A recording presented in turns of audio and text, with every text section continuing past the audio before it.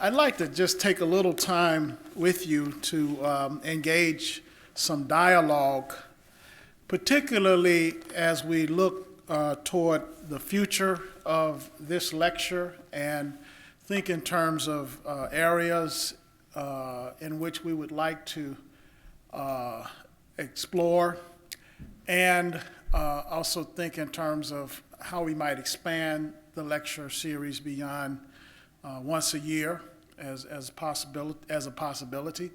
And I just wanted to begin getting your thoughts about some of your ideas or concerns or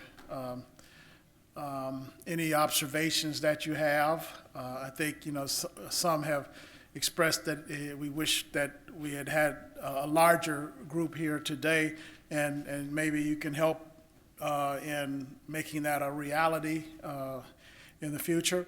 But any of your thoughts, I'd be appreciative of hearing, and I want to compile a list of the ideas that you have so that when we pull our ecumenical committee back together, this will kind of serve as a basis for further conversation.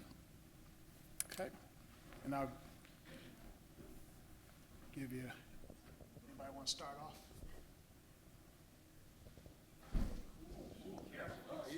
Yeah, me to start? Okay.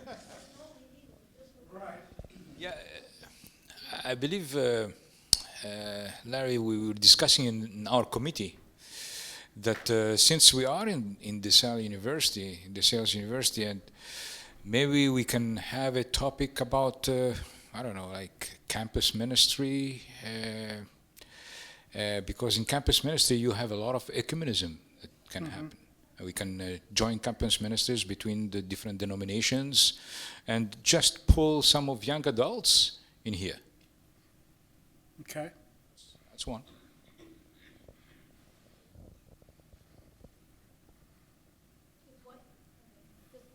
We wonder about the selection of Friday as a day.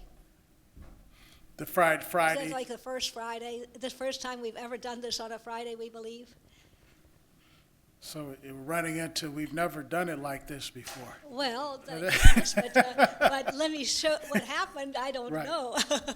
It was just a thought. I didn't know Yeah. why. Maybe because of the speaker's schedule that you wanted, or something that you. How did you come up? think with, we ran How it- did you come up with Friday? I think we ran into conflicts with the university Oh, DeSales. for the ability to have it here. Oh. And when we began talking about days, we thought about Wednesday as a possibility, but then we knew that was tax day, so we decided not to do it on the 15th, and so this was the next day I that see. failed for this week. And what about the worship service that we've always had between the first and the second lecture? We didn't have it this time. I was sort of asked to organize it in the way that I thought I wanted to do it, and I think what I envisioned that was that we would have an opportunity to dialogue about what we do going forward from today. So if that's a characteristic that we need to put back in place, that's not a problem. We will, but I think that we're searching, or I'm searching for ways in which we can build upon what we've done in the past. So that's helpful. That's helpful input.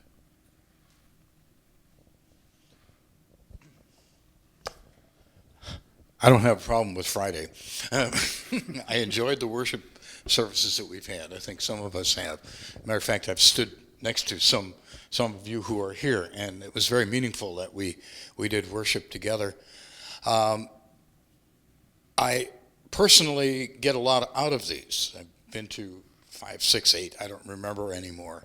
But I'm sensing that the people to whom we prepare this for, maybe people in our congregations, no longer see a particular value in ecumenism. And it's kind of backwards because they say, well, we're past all that. We're ecumenical. Everybody's welcome here. we don't need to worry about differences. Had that conversation from a group of people when we engaged in a relationship with Mennonites.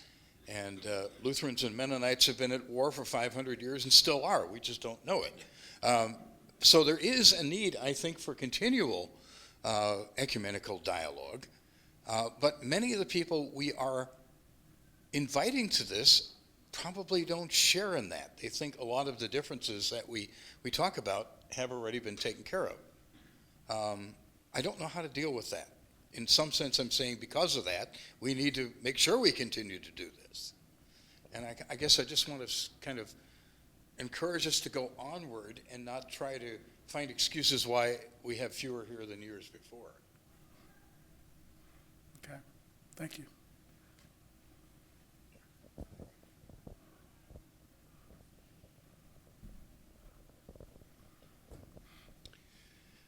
Well, you got to struggle to revive, I think. Although I must say I have gained more from this particular presentation than I have from many years. We've had a number of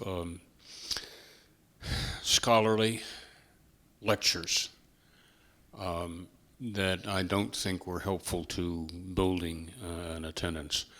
There's a number of things you might kick around with a committee. I was on board when Campbell got started, so we looked at trying to vary between the mainline Protestant communities, Roman Catholic and Orthodox speakers. What happened when we had a Catholic speaker, all the Catholics showed up. When we had an Orthodox, all the Orthodox showed up, and some of the rest of us showed up at other times. I'm wondering if maybe Wesley has given us a new direction in terms of what constitutes ecumenistic needs today, of including making some real efforts in the Pentecostal community and the charismatic groups. Maybe that can enrich, and I think it would be, it would add something to the idea that we are really all ecumenical. We aren't.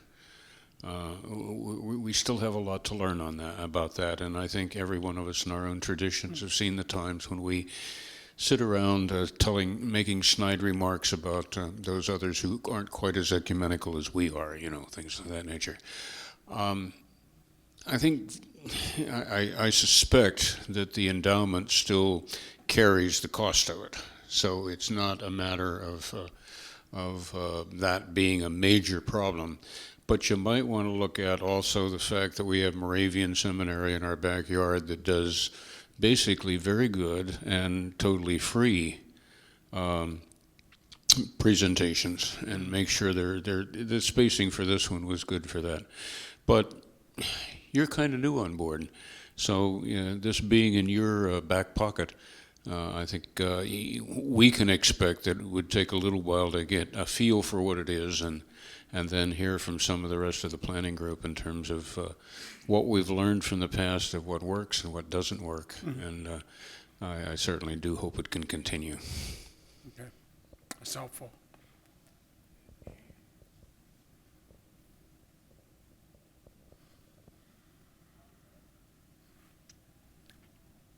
Any others?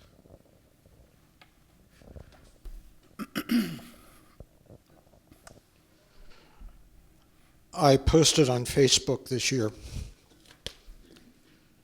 on the Thursday before Holy Week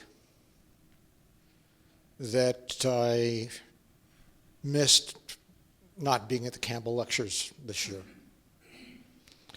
I don't know if that can be restored again, but that was special. Mm-hmm.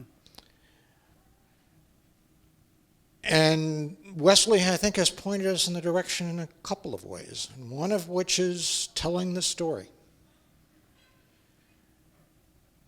Each of us are a part of our faith community largely because of a story, and our faith community informs the story that we tell. And last year, we had the experience of two leaders of conflicting faiths grappling with that conflict. And it wasn't easy for them. But if we move into the experientiality of our faith, we return to what made the disciples the disciples. Mm-hmm. Paul did not become a Christian because he read the Bible. Paul read the Bible with new eyes after he became a Christian. And that experiential element, essentiality to our lives and our risen Lord, is at the heart of the Campbell Lectures. And I think going forward, we recover it if we allow folks in the Valley to put it in their calendars a month in advance. Then I think we have an opportunity to restore the audience that unfortunately isn't here tonight.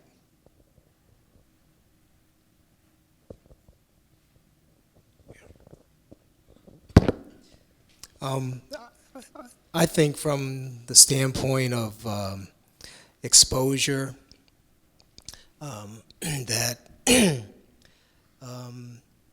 given the demographics of the area that we live in now, here in the Lehigh Valley, how it's changing, and the history of the Valley in the different denominations that have been here, some of the denominations that are cropping up as the demographics change, that it might be beneficial to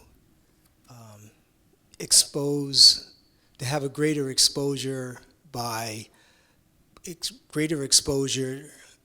to those who have been here for a number of years, a greater exposure to the historical the historical beginnings of some of the newer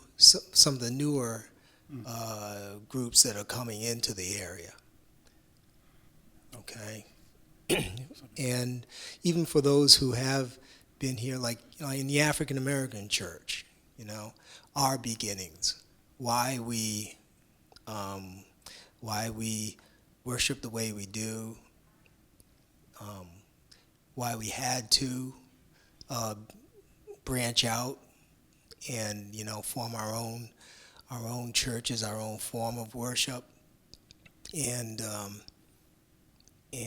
how that could be enriching to all. So that's my suggestion, Larry.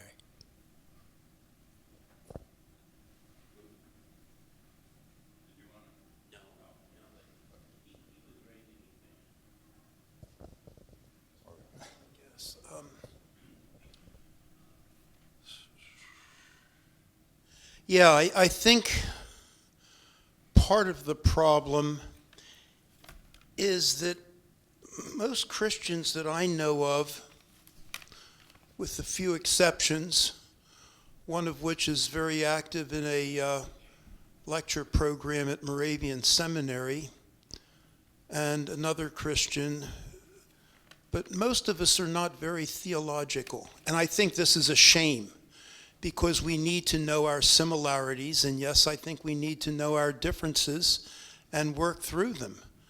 And I think part of it, I would say it's an ecumenical ignorance. We all believe in Jesus. Well, yes, we do, but nevertheless, the belief in Jesus does not automatically bring us together. It requires more than a simple belief, unfortunately. And I think part of the problem is our audience, but then I guess we have to adapt some way to that. Although, I don't know, I used to be a newspaper reporter, and the attitude of a lot of editors, and I think the attitude of Walter Cronkite and I think there's a lot to this. We give the people the news we think they need to know, and very frequently they're right, whether the people want to know it or not. And I think, some of the great lectures and so forth that we have had here have been things that people needed to know, but they weren't interested in getting to know them. And also reflecting, well, I didn't think there was going to be a lecture, to tell you the truth. And I met somebody else who was a regular, and he hadn't heard, but at any rate, we're here. But the other thing, too, is that, I forget what I was going to say. Enough. I've said enough. It'll come back to you. Okay, anyone else? Well, let me say I honor and appreciate every thing that all of you have said, and we will work on this. And this is, for me, a beginning, and hope that as we work together, it will continue to expand. I think you have something. A little question in terms of the restrictions on the lecture series. Now, there's nothing wrong with having it here. I don't want to sound critical of the space, but are we required to have it here as part of another venue might be more accessible to certain people? I don't know. That was just a thought I had. We are restricted in some way to use the endowment for certain purposes, but I don't know if it's all that restrictive. No, the only restriction is to use the endowment to sponsor these ecumenical lectures. We're not restricted to location, and I think we are. I don't know as it's a restriction, but it's a proper obligation to be respectful of Robert Campbell, for whom this endowment was put in place. And maybe, this wasn't the time, but Bob was a Presbyterian. His wife, Elvira, who is still with us but living in Florida, is a Catholic.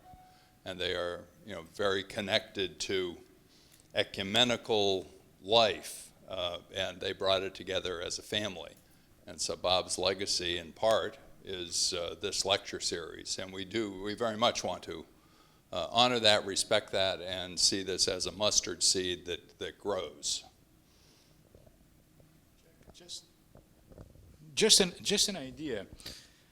I don't know whether, because I'm new also here. That's my second one that I met. Is it possible that we can? I know that there are some missions that happen, and they are ecumenical. That you have different multiple denominations that they go into a particular mission. It doesn't have to be one denomination.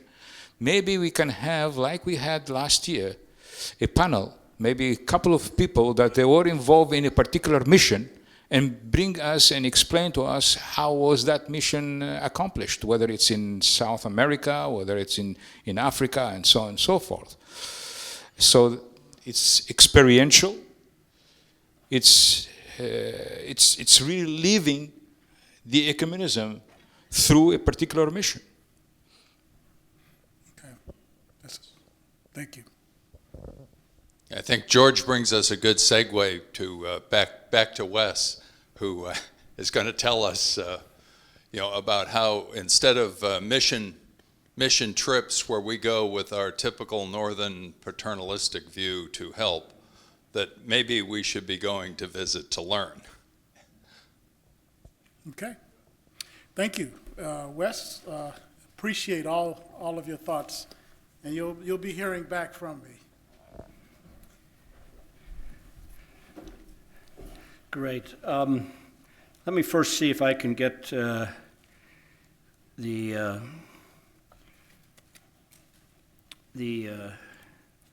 screen set for the next presentation, which I think is right here, and we'll be ready to go. There we are. Now maybe I should get my notes.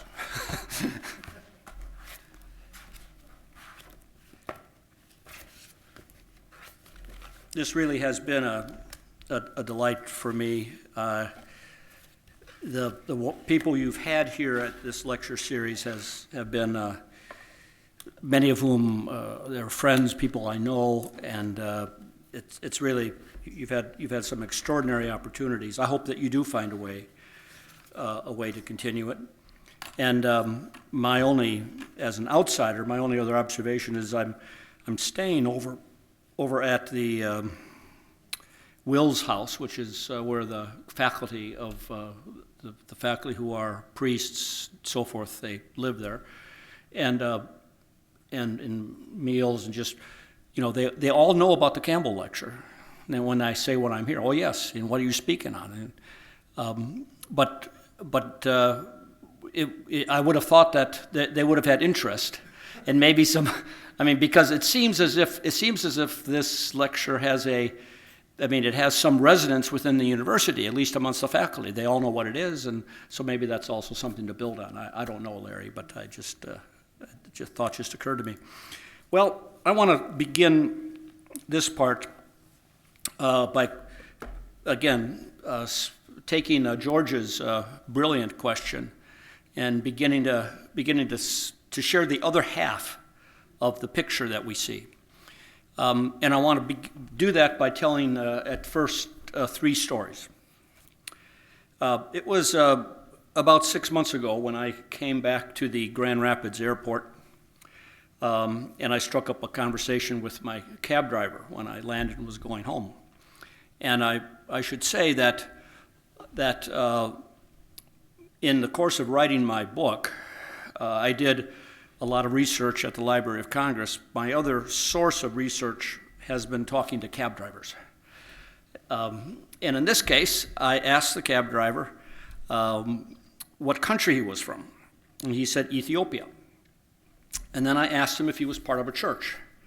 And I also need to tell you, I have never found a taxi cab driver who has been the least bit offended by my asking him or her what church or religious affiliation. What's your religious affiliation? They always answer immediately. And he said, when I asked him that question, he said he was part of the Ethiopian Orthodox Church. Well, in my ecumenical experience, I know the Ethiopian Orthodox Church is a major church of tremendous history.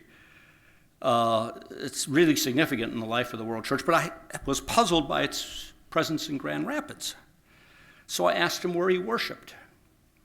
And he said, we built a congregation on 28th Street, and we have a priest whom we brought here from Ethiopia. And his job is to constantly pray, and we, the other Ethiopian Orthodox parishioners in Grand Rapids, Michigan, we support him. In fact, the driver continued, today is my day to bring him his breakfast and his lunch and his dinner. In November of 2013, I attended a conference in Quito, Ecuador, between North American and Latin American church leaders on the theme Faith, Economy, and Migration. And at one point in the program, I was asked to give a presentation basically about my book. And this was followed by a paper given by an official of the Ecuadorian government, Julian Guam Gulani. And he gave a presentation about immigration trends in his country. But Mr. Guam Gulani was intent on talking to me after the session. He told me he was from the indigenous population of Ecuador, and those are groups that traditionally have been located either in the Andes or, in his case, in the remote Amazonian regions of the country. Now, you may remember a famous story of martyrdom, which was known throughout the evangelical world and beyond, in 1956, when 5 missionaries were attempting to establish relationships with tribes in the Amazon in Ecuador, and they were martyred. And then the wife of one of them, Elizabeth Elliot, and others continued, and they eventually established relationships, and eventually many of those tribal groups actually converted to Christianity. Well, Mr. Guam Gulani was fascinated and excited by the picture of the religious impact of immigration because he was a member of the evangelical church in Ecuador, and he told me there were at least 6 congregations of those from his own indigenous tribe, the same tribes that in '56 had been involved in that conflict. Now, members of that tribal group and others had established congregations in New York and Chicago made up of mestizos, those from both the indigenous group and other Hispanic groups, worshiping together. And he wanted to tell me about the presence of these congregations in my country. I already told you about being at the Pentecostal World Conference in the end of 2013. During that time, we heard some of the world's best Pentecostal preachers, including Enoch Adeboye. He is the head of the Redeemed Christian Church of God. This was founded in Nigeria as a single congregation in 1952. It's one of those African instituted churches which are denominations begun not by Western missionaries but by indigenous African leadership stressing unique African cultural characteristics. Now today, the Redeemed Christian Church of God has an estimated 5 million members in 147 countries, including 720 congregations in the United States. Its U.S. headquarters is in Floyd, Texas, a small town north of Dallas. There it has built a worship pavilion at the cost of $15 million, which holds 10,000 people who come for revival meetings and other services. Its director, Dr. James Fadale, says, "Because heaven is real, God is real, and that's why we want to plant churches like Starbucks." Their development director says this, "Our development process is simple. Start small and go big." Now, the interesting thing is that you can find 2 of their parishes right here in Allentown. One is Living Springs International Center at 1221 West Washington Street. Another is Strawn Sanctuary Tower at 1652 Union Boulevard. That was established in 2009. It describes itself as a multicultural, multiracial congregation, and its mission, it says, is to empower men, women, and our community to discover, develop, release, and maximize their potential in God. And if you want to know more about the whole Redeemed Christian Church of God, you can follow them on Twitter, on Facebook, and you can live stream their broadcasts. I'm told that the late Gerald Ford, when he was president, once said that immigration, specifically the economic need of society for work to be done by those who were here illegally from other countries, was one of the most perplexing problems that he faced. In years since then, we've seen the intensification of the political debate on this topic. The focus, however, has been on these issues. Number one, the fate of about 11.7 million residents living and working in the country without legal documentation. Number two, the prospects or possibility of creating systems of border security that are virtually impregnable. 3, the economic impact, positively or negatively, of the immigrant population within society. And 4, the changing political impact of demographics created by these patterns of immigration. What has been missing from this national debate has been attention to the impact of immigration on the character and vitality of religious practice in our country. The impact on religious practice. 2 weeks ago on Easter, the New Mexican, the daily paper in my new hometown of Santa Fe, had as its front headline, quote, "An infusion of faith," unquote. It told the story of the San Isidro Catholic Church in town, which in 1982 had 250 registered families and now has a membership of 2,800, with new families, mostly Latino, joining every week. This largely untold story is not just regional, but is being repeated in different forms throughout the country.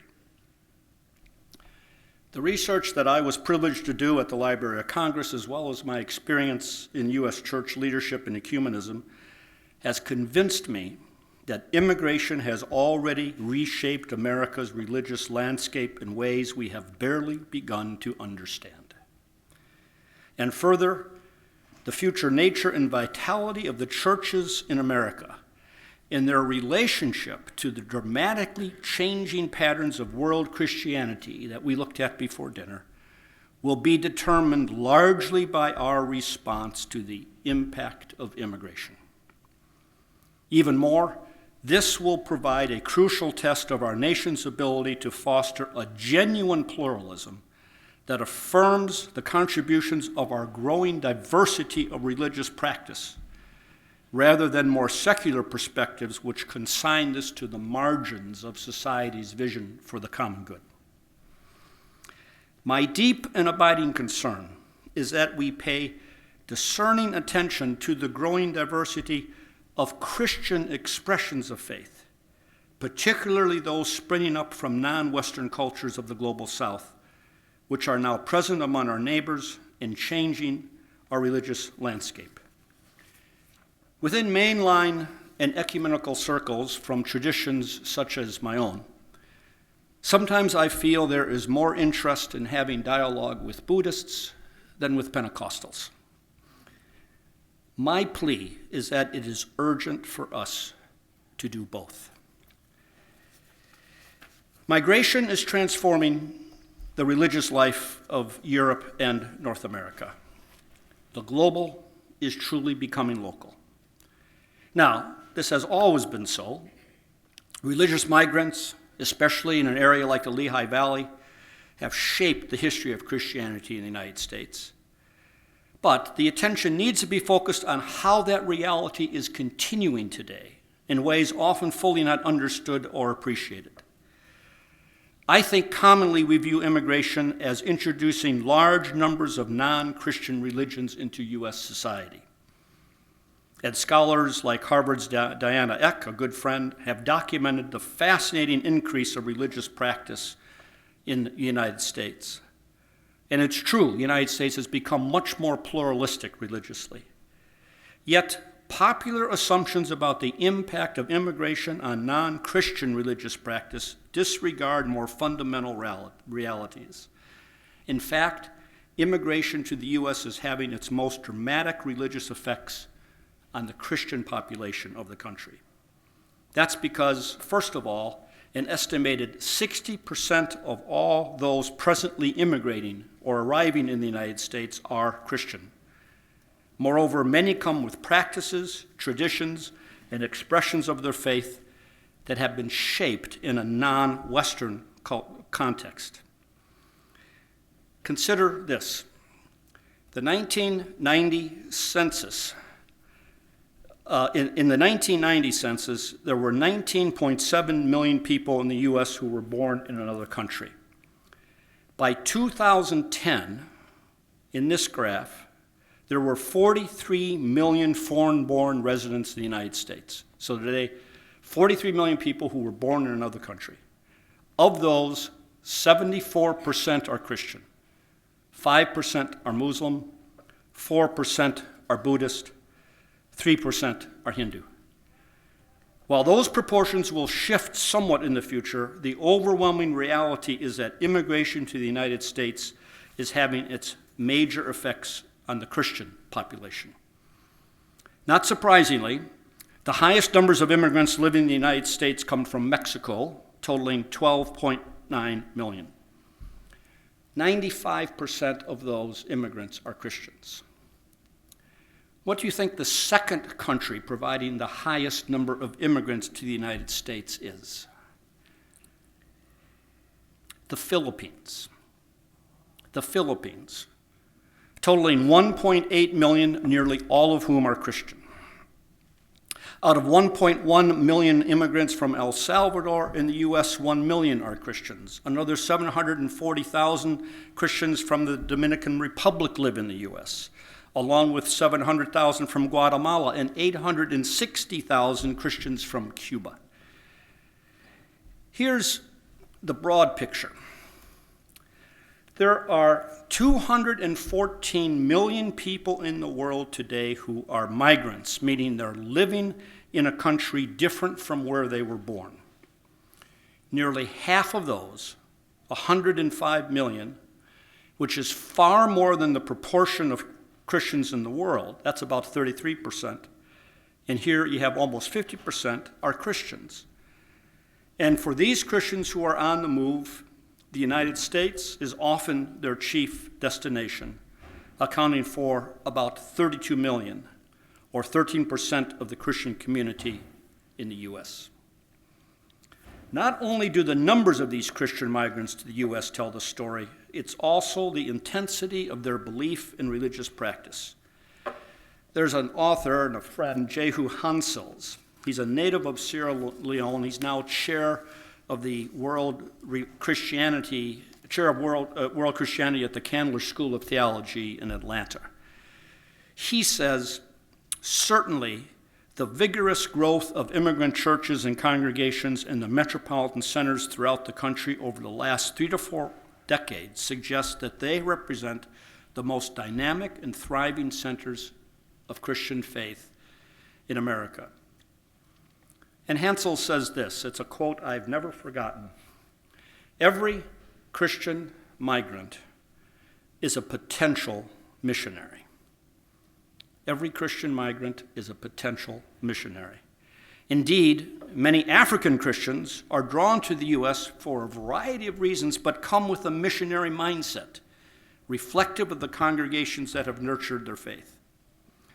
And while immigrants from Africa comprise a modest share of the country's foreign-born residents, about 3.9% in 2009, the growth of this community is striking. In 1960, there were 35,355 African-born residents living in the U.S. 50 years later, that number had increased 40-fold to 1.5 million. And many bring non-Western expressions of Christianity nurtured in the soil of Africa. To give you a sense of what these churches are like, I remember a conversation with Rufus Osatello, and it was at the Central Committee of the World Council of Churches in Geneva about 15 years ago. We were seated, and Gordon, welcome, and you may also remember. We were seated at the same table together. I knew almost nothing about his church. He was primate of the Church of the Lord at Alora in Nigeria. He shared with me that he had been working as a computer expert in Germany, but had been called to the position of primate of his church, headquartered in Nigeria, his home country. So we talked together on a pleasant day at the beginning of September, and Rufus told me he had just come from a special time of retreat, prayer, and fasting, which they hold each year. And the primate explained to me that the leadership of his church gathers together, and they don't make any major decisions without this special period of prayer. And then he said at the end of this period, they invite wider numbers of the church to come and to share in this experience together over the weekend. So anxious to learn more, I asked Primate Osatella how many people from the church joined at the conclusion of this retreat. He replied, about 1 million. Suddenly I realized I was talking with a leader of the church whose scope and ministry was beyond anything I had ever imagined. Founded in 1938 by 28-year-old Joshua Osatella, who had severed his ties with the colonial Anglicanism, the church has grown to 3.6 million members. Congregations flourish not only throughout Nigeria, but in other neighboring countries such as Liberia, Great Britain, Germany, and the United States. Like many African instituted churches, they now have parishes within the U.S. over which they have pastoral responsibility. I mentioned a recent report by Pew Research. Just last week, they issued a particular report looking at the combination of African and Caribbean-born immigrants to the United States. That now totals 3.8 million. It's increased 4 times since 1980, and today includes about 8.7% of the total black population within the United States. And again, when you break down the religious impact, you find the vast majority of those from Africa and the Caribbean come bringing their expressions of Christian faith with them. In 1965, President Lyndon Johnson stood at the Statue of Liberty and signed the Immigration Reform and Naturalization Act called the Hart-Celler Act. It was a major reform of U.S. immigration law, and it was the last time there has been a major reform of immigration law. At the signing ceremony, however, he said, "This bill that we sign today is not a revolutionary bill. It does not affect the lives of millions." The president could not have been more mistaken.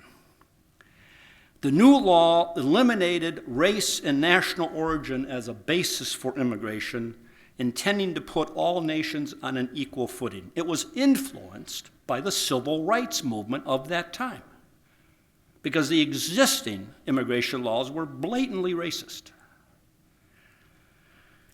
It placed a priority as well on uniting families, as well as admitting those with skilled needs. But no one, it's fair to say, envisioned the consequences.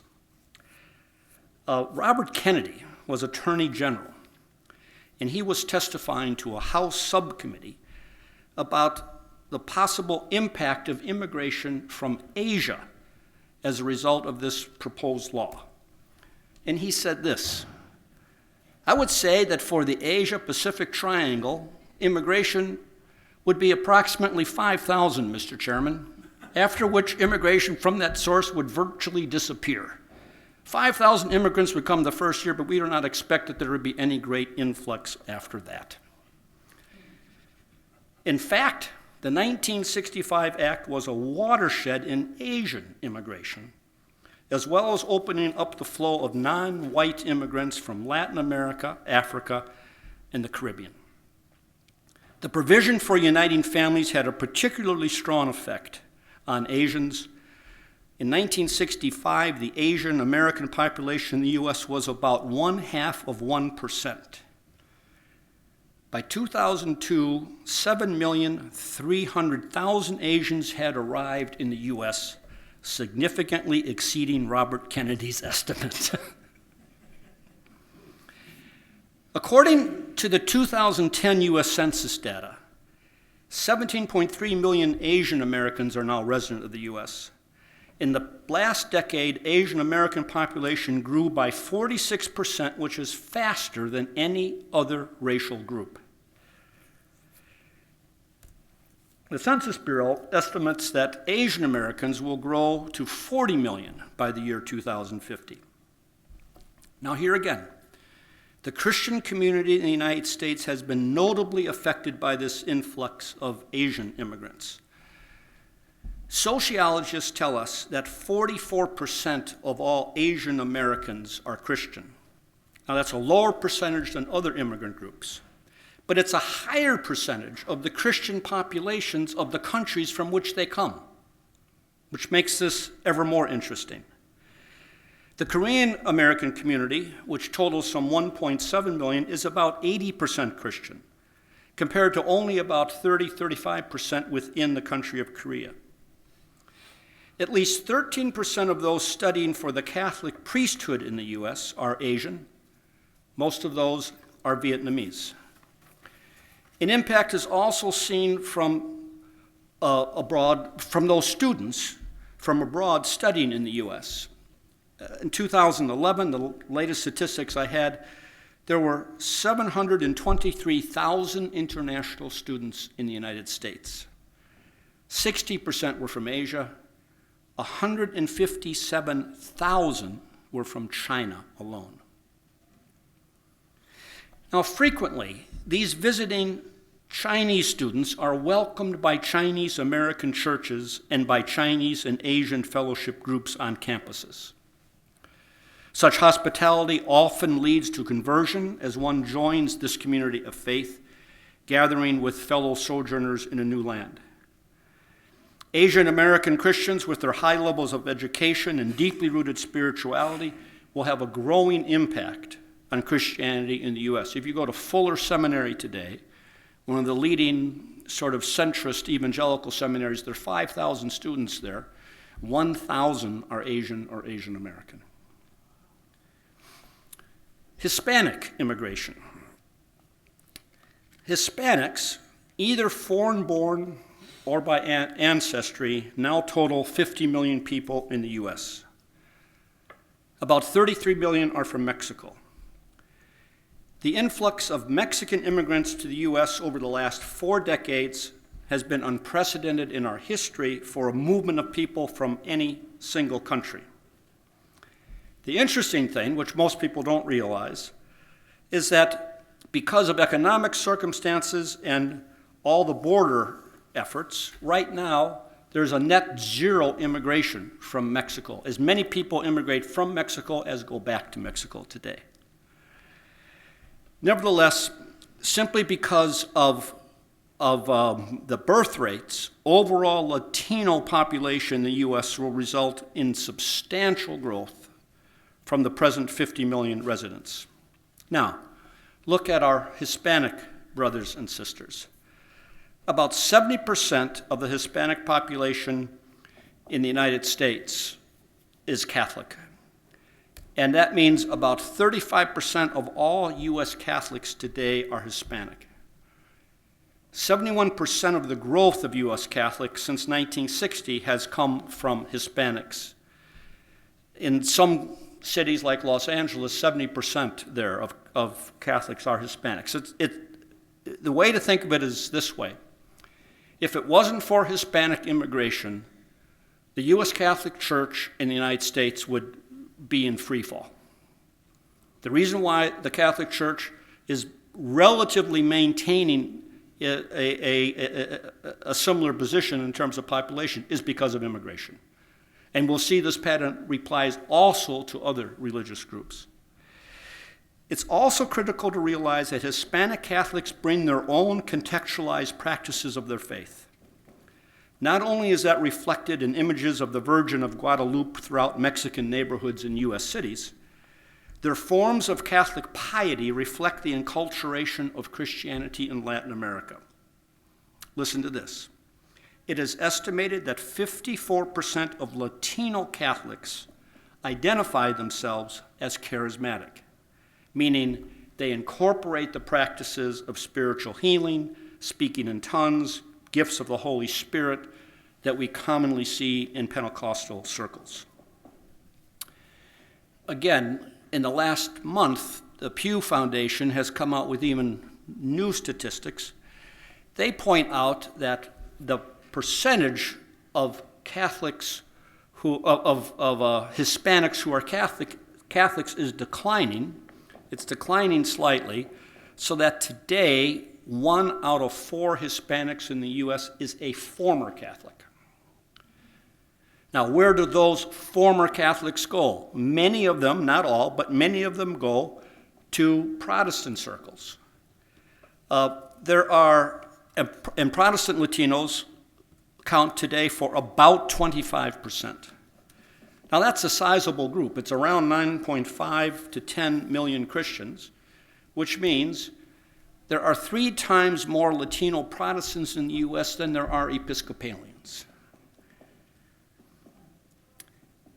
And the great majority of these Protestant Hispanics are, as I say, of a Pentecostal or evangelical persuasion. Some are of a mainline persuasion. You find them in the Methodist Church and the Reformed Church.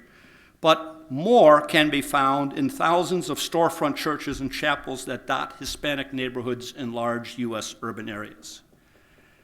So the Protestant world, as well, is experiencing the rising influence of Latinos with their frequent combination of evangelical theology, Pentecostal style, and social justice commitments. And I want to say again, our traditional categories, the categories that most of us in this room think of in terms of liberal and conservative, simply don't apply when you think of these groups. So Hispanics, both Catholic and Protestant, will tend to be conservative on social issues and theology, yet on issues of social action, they'll be very much engaged. When you look at how they vote, only 30% of evangelical Hispanics say they lean towards the Republican Party, and only 21% of Catholic Hispanics say they lean towards the Republican Party. So and in the presidential election, when Obama was reelected, the Republicans discovered those realities. Those demographics had a huge role in how that election went. So suffice it to say, the Hispanic community, both Catholic and Protestant, is projected to grow to over 100 million by 2050.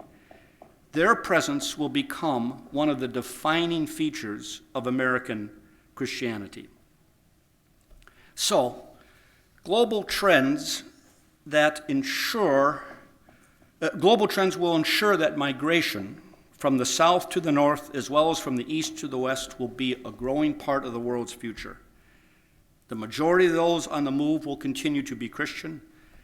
And if, in fact, every Christian migrant is a potential missionary, we are witnessing a major non-Western missionary movement in the world.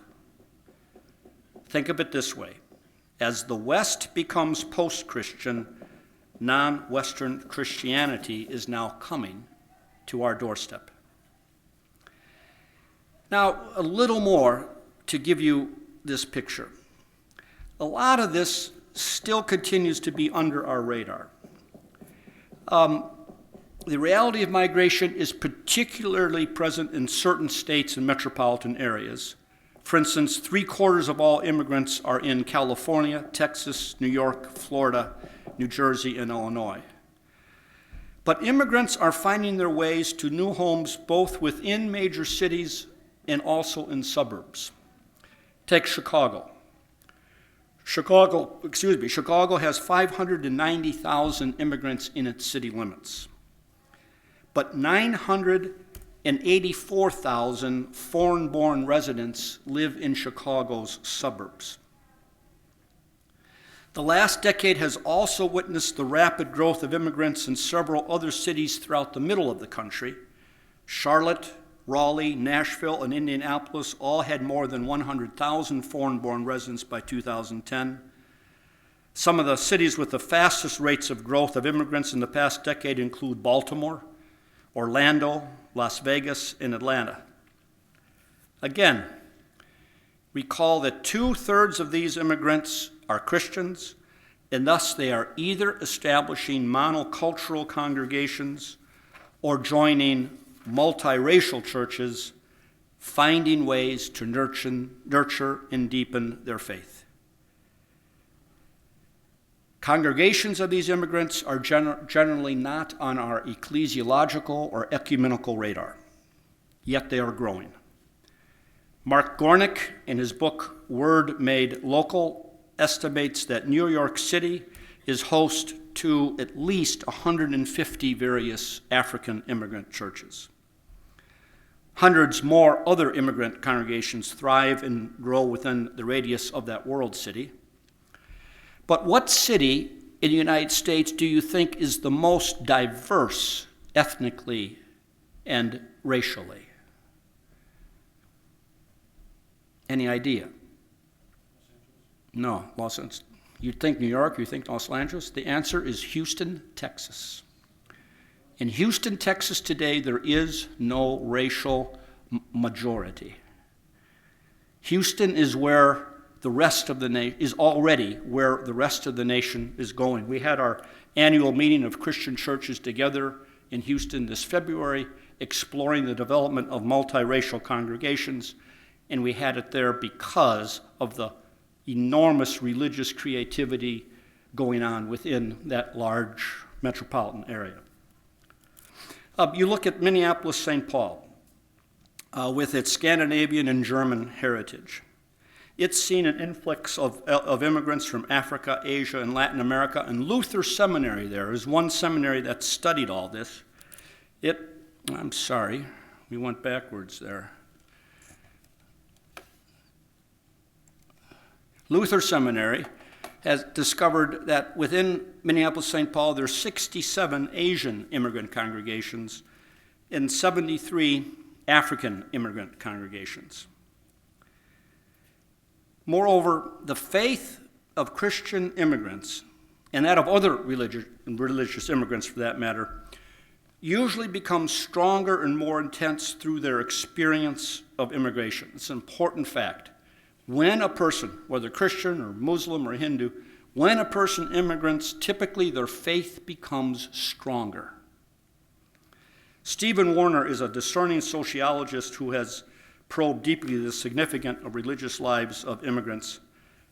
And he says this: immigrants do not merely cling to what they had before they left their home country. As religion becomes less taken for granted under the pluralistic and more secular conditions prevailing in the United States, adherents become more conscious of their tradition and often more determined about its transmission. Religious identities nominally assigned at birth become objects of active persuasion. It simply means immigration intensifies religious experience. I want to conclude by these few thoughts and then open this up for a final time of discussion. When you reflect on the religious impact of immigration, particularly within the Christian community, you ask, where do immigrants worship?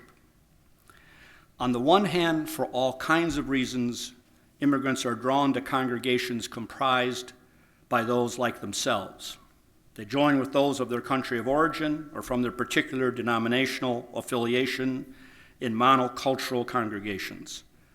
In the midst of challenges adapting to life in a new culture, such a congregation becomes a place of security, strength, and an affirmation of identity. But that is not the only option. Other immigrants are drawn to congregations that are multiracial, in which they are a minority. The question always is whether such congregations learn the practice of radical hospitality, which allows their life to be genuinely transformed by the presence of those who, in biblical words, are sojourners and strangers in the land. The Old Testament, or what we call the Hebrew Scriptures, speak 36 times about welcoming the stranger and the sojourner. They remind us once about loving our neighbor.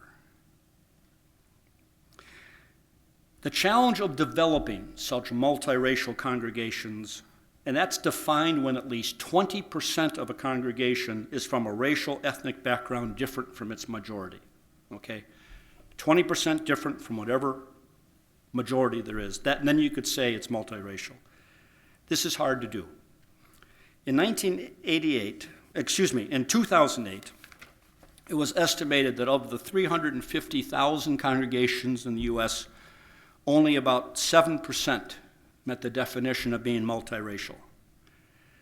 But in recent years, the commitment to this vision of congregational life has deepened with expanding resources, networks, conferences, and inspiring examples. The Vineyard Church in Columbus, Ohio, for example, includes immigrants and refugees from 104 nations, comprising 28% of its 9,000 members. The person who studies this best is Michael Emerson of Rice University. If any of you have followed this, he also wrote Divided by Faith, United by Faith. He's been not only a sociologist, but a practitioner of developing multiracial congregations.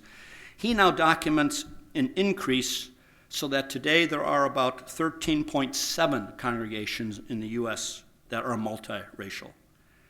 And that trend is significant, because the research shows that multiracial congregations are a place where persons' attitudes towards race really changes. I mean, that's just not a thought, that's a sociological fact. So a key question then is whether local congregations in the global north experiencing patterns of immigration of the presence global church that comes to their midst can become the places which discover unity in the face of the divisions of world Christianity. The task of building multiracial congregations is painfully difficult, in part because the rifts in the body of Christ are so pervasive and deep, and the sin of racism is so strong. But persevering in that task is not only a response of simple faithfulness to the gospel, but in our time, a critical form of participation in our common ecumenical journey. In a nutshell, God has brought world Christianity to us. How we respond will be seen both in how we shape our congregations and how we also build our expressions of ecumenism. You know better than I what life is like here in Lehigh Valley.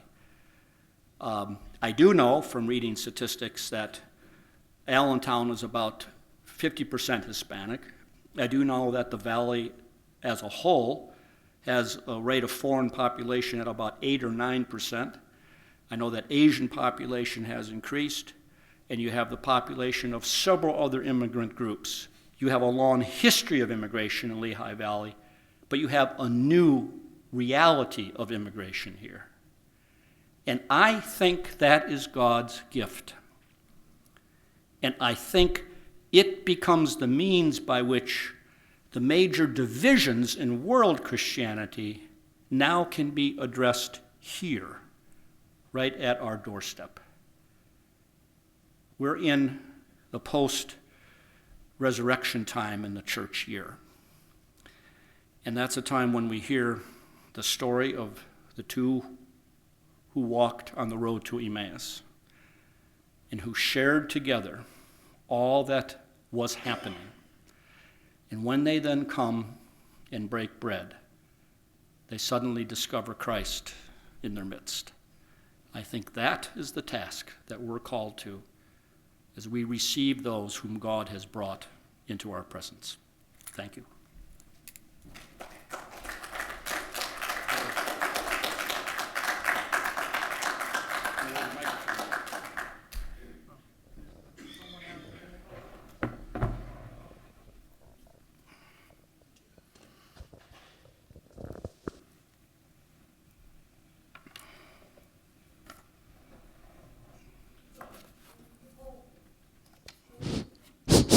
Thank you, Wes. Thank you very much. Thank you. Are there any questions or responses? Yes. Yeah, I'll take it this time right away because we talked about Minneapolis, St. Paul. Well, there is a live experience right here. It's not exactly in Minneapolis, St. Paul, but it's 70 miles south, Rochester, Minnesota.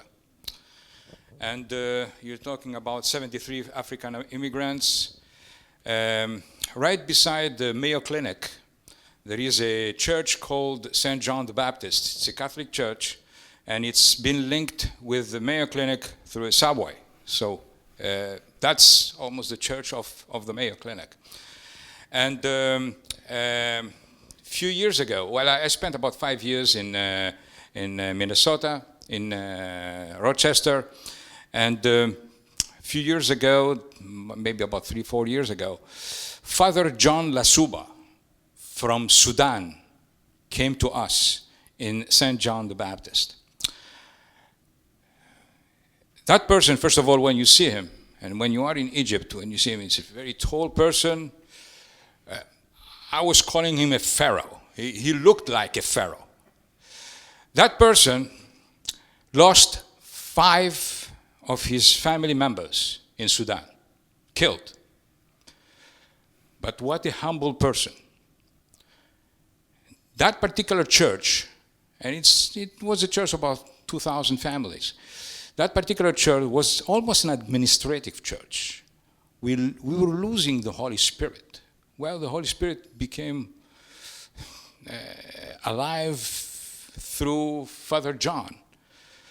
Everybody, when Father John was talking, everybody listened. And we believe that he was a holy man. Mm-hmm. So you don't even have to do anything. The Holy Spirit was doing it for us. They brought Father John to this particular place. And effectively, like you've mentioned, once a month, he was doing a celebration, a liturgical celebration in Sudanese or in Arabic. So then you have all these Sudanese people that they were gathering at this particular church and were listening in their own language. And they have baptisms and so on and weddings as if they were in Sudan. Yeah, yeah. But a person who lost 5 members of his families, brothers, sisters, father and mother, to see this pure heart, contrite heart, it's just as if you had Christ within you, within this assembly. So I want just to share what was happening. The other thing, you're talking about Hispanics and charismatic, how important it is. In the Diocese of Wilmington in Delaware, we had a healing mass. Nobody here is Catholic, eh? We have a diocesan healing mass every month. And it was a charismatic healing mass. I was part of the prayer group. And who was putting this healing mass together? Hispanics. Mm-hmm. They were the ones who started it. And this is why they were growing. And we grew and grew and grew. And this particular parish that I belong to was really almost 50% and over Hispanics. Mm-hmm. They loved it. Yeah.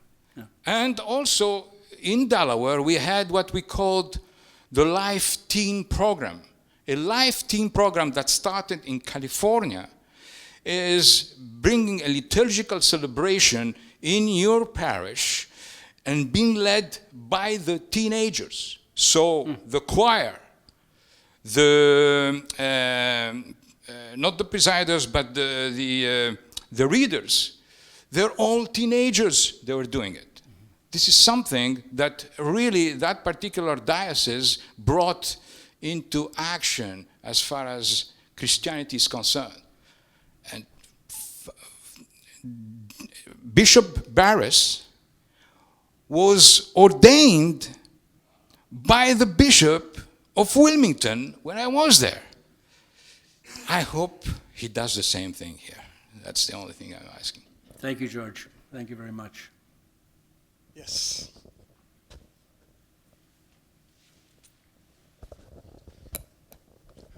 Thank you for what you've said.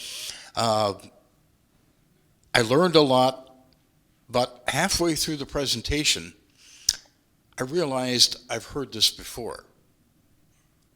I'm a church historian, sociologist, researcher, and have listened to many of the same things that we've talked about. I'm simply going to say it happened before. We missed a story. We can't miss it again. In a smaller sense, the migration that came from Europe that brought all the diversity of religious groups to us is the very story you're telling, but from different origins, I believe. So thank you for sharing it.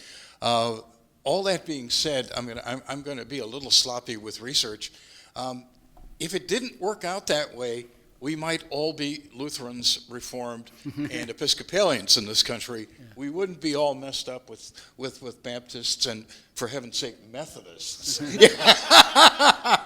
Because these are new religious expressions that came out from the very factors you're talking about as an immigrant population engaged a new land. So thank you for telling the story to me again. I hope we don't miss it this time. Yeah, I appreciate that. And I really think when I look at the church globally and even the church of the U.S., I think amazing things are happening in world Christianity today, and I think the Spirit is alive, and I think that the Missio Dei, the mission of God, is moving, and And frankly, the church has a pretty bright future. The only question I have is whether the established church of the United States will be a part of it.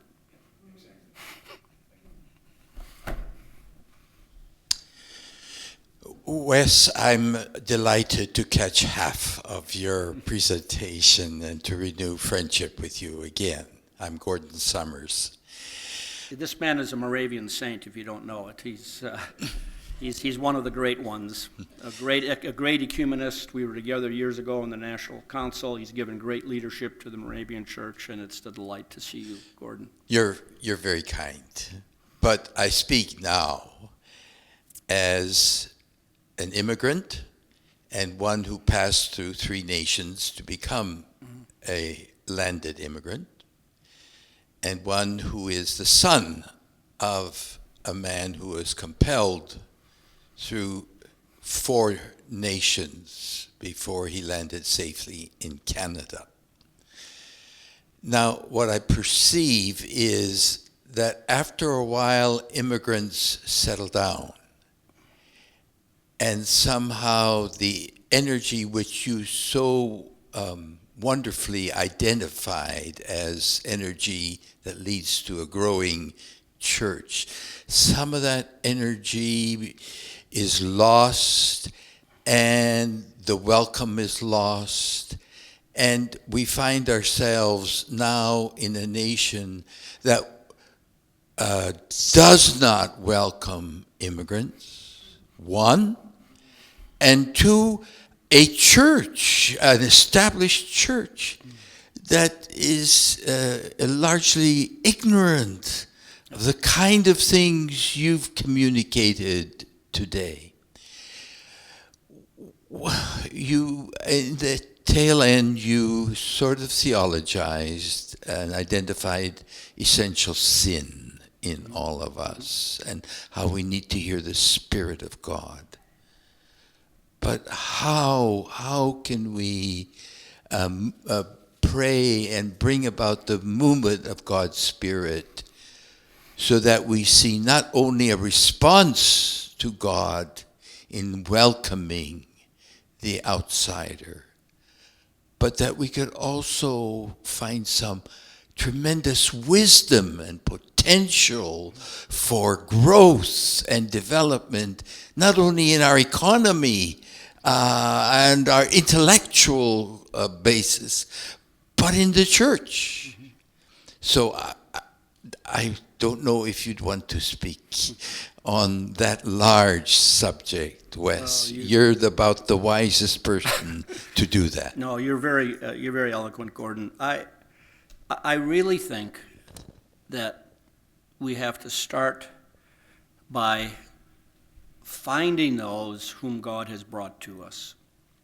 And I can't tell you what the Lehigh Conference of Churches should do. I know all ecumenical councils are struggling today. I know few ecumenical councils at a national or local or even global level who are aware of how God's mission is changing the complexion, the nature of the church today before their eyes. I mean, the World Council of Churches is hardly giving any attention to immigrant churches. The National Council of Churches, this is nowhere near their radar. As good things that they're all doing. At CCT, we've tried to open this up a little bit in our annual meetings, but it's just a crack in the door. And some of the ecumenical groups in Europe are now, and I didn't put in the European stuff, which was relevant to what you had said, George. You go to London today. You go to church in London today. 58% of those in church in London today are non-white. In Hamburg, there's a council of churches, of African churches, about 30 congregations belong. You talk about churches before dinner. You know, the churches in Europe being dead. Revival in Christianity in Europe is coming through immigration. And what we don't get, and there's a long connection in the Bible. There's a connection between the movement of God's people and the mission of God's people. Look at what happens. Look at what happens after Pentecost. Where do people first go? I mean, they go to Samaria, which is foreign territory. Philip goes to see the Ethiopian eunuch on the way to Gaza. And then they flee because they're persecuted to Antioch. The church in Antioch, its leader includes Niger, who is obviously a black African, Manon, who's from the court of Herod. The church in Antioch is a multicultural church. No question about it, according to church historians. And that's where the mission of the early church to the world goes from. It doesn't go from Jerusalem, it goes from Antioch. There is a connection between immigration, the movement of God's people, and God's mission. And now that mission is coming to us. That same movement. And Gordon, I think, you know, we have to just say, first of all, who's around us? I mean, I was in a Sunday school class in Grand Rapids, adult Sunday school class, and we were given this assignment. Between Sundays, go and identify any immigrant populations that you can. Drive around or look in the yellow pages or whatever. People came back, they found 22 immigrant congregations they never knew about because they'd never looked for them. So, I mean, the first thing to do is to ask, who is there in our midst? And then to gather together. I mean, invite them together. And what do you do when you gather together? Invite one another to tell your stories. I mean, ecumenism, Gordon, I'm convinced ecumenism does not begin by talking about your differences. It begins by sharing your stories in order to form a common. And then, if you're in the Lehigh Valley or if you're in Boston or wherever, ask, how can we serve the welfare of the city? That text connects with immigrants because they think of those in exile in Babylon that were asked the same question. What do we do that we're now here in exile? We seek the welfare of the city where God has put us. So how can together we seek the welfare of the city? And then learn how to pray together and learn how to worship together. I think if we learned how to do that in our congregations and our ecumenical organizations, I think there'd be a start. And at the national level, I was in Washington on Tuesday and Wednesday and talking to the religion reporter for the Washington Post. I'm trying to say, if conservative Republicans understood that in deporting more people, they're deporting the religious vitality of our congregations, would they have the same stance? I mean, really, that's what, you know, deportation is deporting our religious vitality. That's a fact. And so can we get a broader discussion going at the national level around those questions? I'm sorry to get off on a tack, Gordon, but that's my best wisdom. Any others?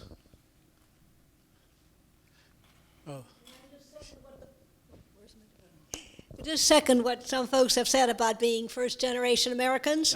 Yeah. And in the Pittsburgh area, where you have the nationality rooms in the University of Pittsburgh, and we all had our own churches and our own clubs and our own organizations, and little by little, we're like together. Mm-hmm. And anymore, you don't have all the one ethnic group and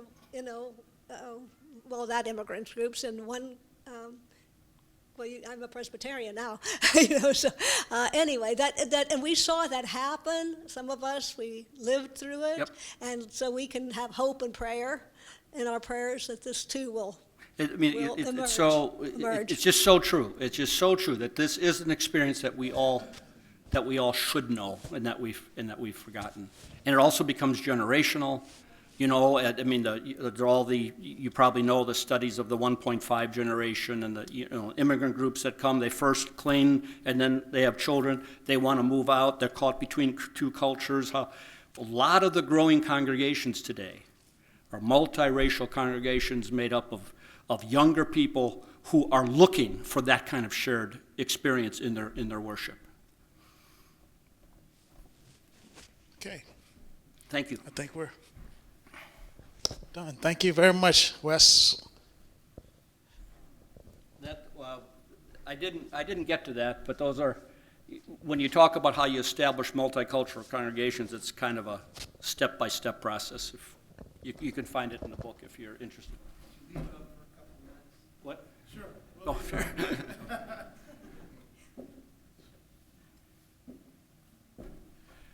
Wes, I just want to thank you for coming here and being a part of this experience with us. And we are honored and we treasure what you have given to us. I think you have given us a roadmap, really, into what our reality and context is. So thank you for that.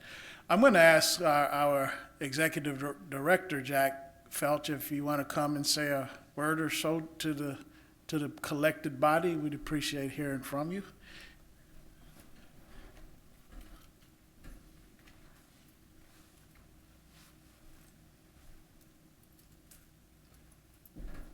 It wasn't part of the plan, and I hardly need a podium to speak to the small group, but thank you for being the loyal part of the small group to come and hear.